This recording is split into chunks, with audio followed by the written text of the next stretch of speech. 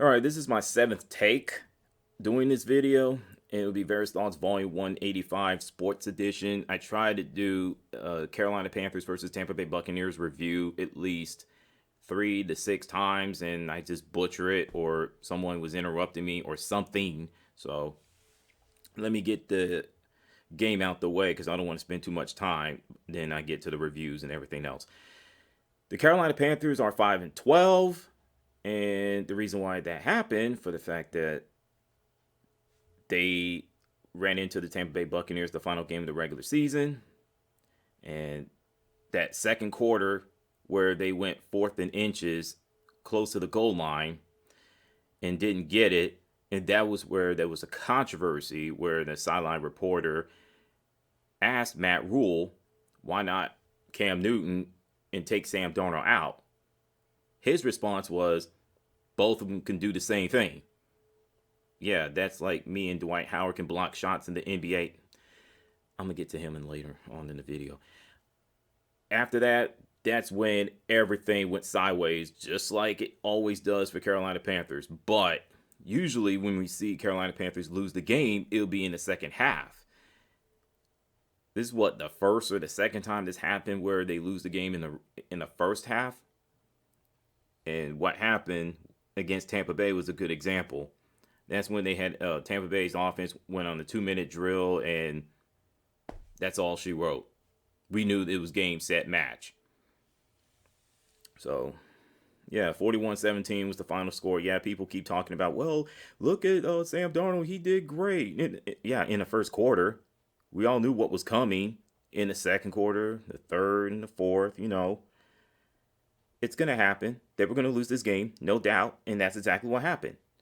And people like Tony Romo and the rest of the crew sitting there saying, hey, you got to give Sam Darnold a chance. Give Matt Rule a chance.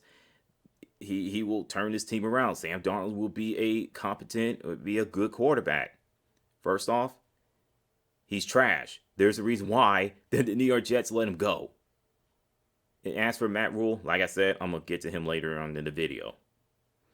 So, yeah.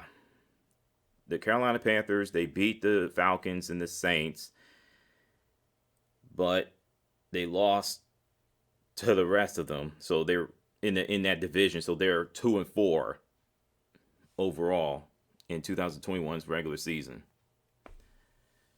And plus, they got swept by the Tampa Bay Buccaneers, which that's not surprising. Now, let me get to the review of the Carolina Panthers in 2021. The only reason why I'm giving them a D+ is for this reason. The defense is the plus side. Now, granted, they really need to focus on, the size, especially stopping the run, because it's been a problem throughout the season. And the third down conversions, it's 50-50. So I feel that they will get it together. I hope. I mean, I wonder who they're going to keep. Hassan Reddick or Brian Burns. I heard that they're going to let either one of them go or both of them, which I don't see that happening, but I do see letting one of them go. So Jeremy Chin, even though he didn't play the last game of the regular season, he led the team in tackles. What was it, for the second straight year, I guess?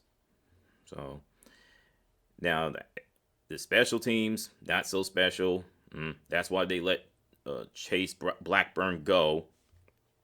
And the offense, we all know. We harped on it. We criticized the offense to no end.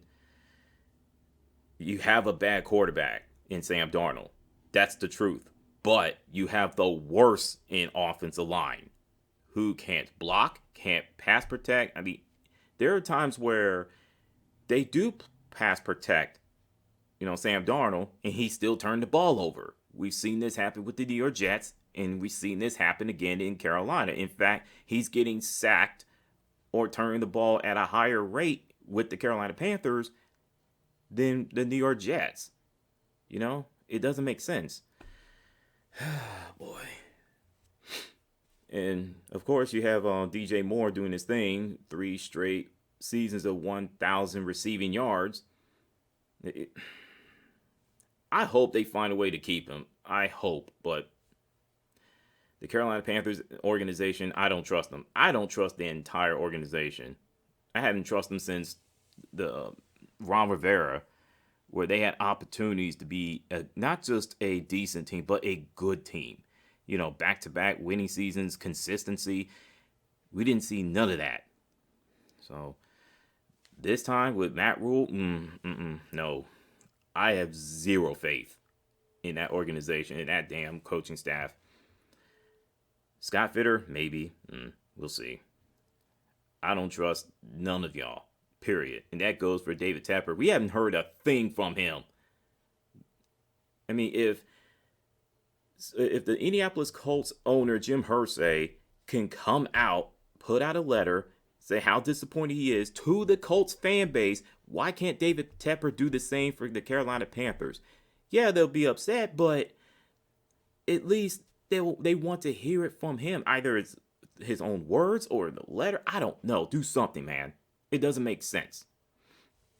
So, and someone need to tell Matt Rule and the rest of the coaching staff, for the love of football gods, talk less. Because the more he opens his mouth, the worse it gets. From the being arrogant and bold with Sam Darnold, making him as a golden boy, throwing everybody else under the bus. He's already being accused of nepotism with favoring Temple and Baylor players, where they know damn well they couldn't get a roster spot anywhere else in the National Football League. I mean, if it ain't those things, it's the Jay-Z comparisons, which that really got him in trouble. Not to mention he got clowned on worse by the national media. If it ain't that, it's his best buddy, Jeff Nixon, a co-offensive coordinator, opening his mouth and say, hey, the Carolina Panthers are a lot closer than what people think in terms of contending the NFC. I'm sitting there looking at this dude and like, bruh, man, you better go sit down and be quiet and not say a damn word for the rest of the time here with the Carolina Panthers. Because you just made it worse. Well, what is he supposed to say? Say nothing. Okay? That's the last thing I need from him. Ever since they fired Joe Brady in the middle of the season, which I hated that move. I still hate that move. Their offense went from vanilla, average, to just downright terrible. I don't know how in the world that's possible. Now, then again, they didn't have Christian McCaffrey. They need, like, I've said this in my older videos. I'm going to say it again. They need to make him into a wide receiver, let alone Debo Sanders from the San Francisco 49ers. It's going to happen. It has to happen if he wants to stay healthy for the long term. Otherwise, we're going to keep seeing the same damn thing from Christian McCaffrey season after season, year after year, injuries. I know people are going to say, well, when he's healthy, he's dynamic. Yeah, he's quick, but he's not going to... how can I put it? He is quick, but he's not fast. He's not elusive. He still get chased down by defenders, special and defensive tackles and nose tackles, defensive ends, linebackers, safeties, you know. So, I don't know, man. I don't know what's going on with the Carolina Panthers. You don't want me to get started with the interviews from the WFMZ with Matt Rule and Scott Fitter. I heard it was a lot better, but still, I don't trust the organization as far as I can throw at them. Now, in the world of football news, well, in the National Football League, the firing of coaches, not surprising, but with Brian Flores is a little surprising.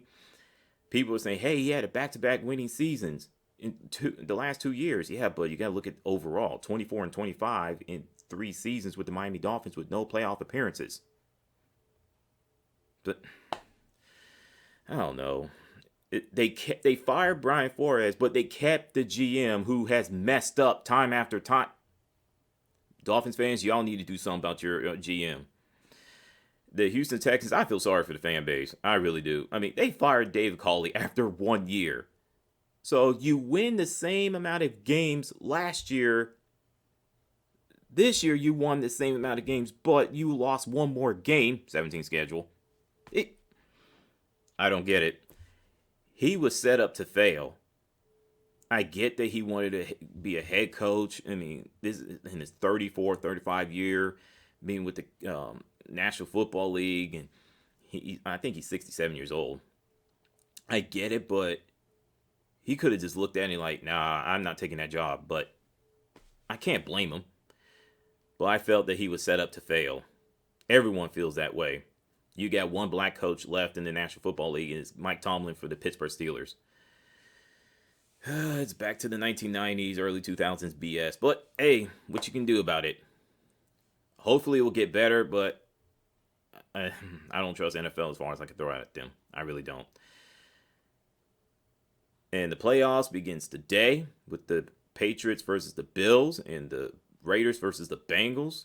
Oh, that's going to be entertaining. Tomorrow's game, you got the Cowboys versus the 49ers and the Eagles versus the, Buccaneers. And Monday is the NFC West Division matchup between the Rams and the Cardinals. So it'll be interesting to see how that plays out. And with that, though, y'all salute. I'm out with your picks for the playoffs.